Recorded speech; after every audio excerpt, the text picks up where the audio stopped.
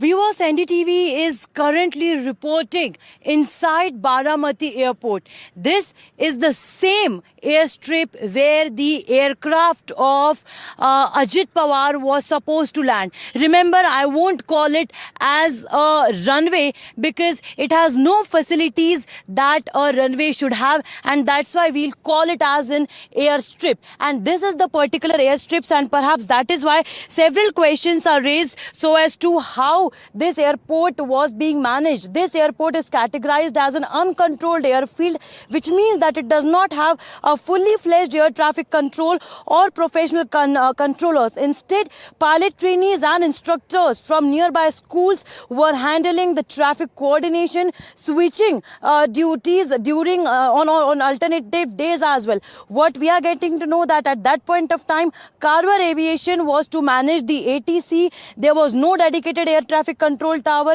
no on-site fire tender, lack of navigational aids, no independent meteorological facility, and there were runway limitations as well. The 30-meter wide runway, this 30-meter wide runway has a shallow hump that can distort pilot perception, making landings tricky and less suitable for high-performance jets as well.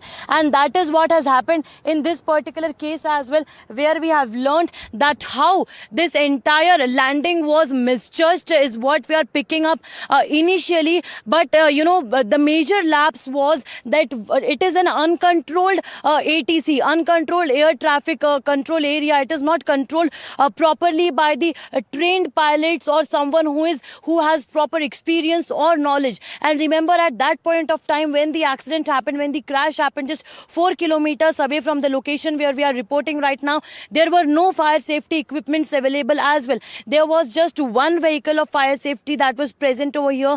But according to the norms, this entire, if there is a landing of an individual who is the deputy chief minister of the state, then all precautions must have been taken, but no such precautions were taken.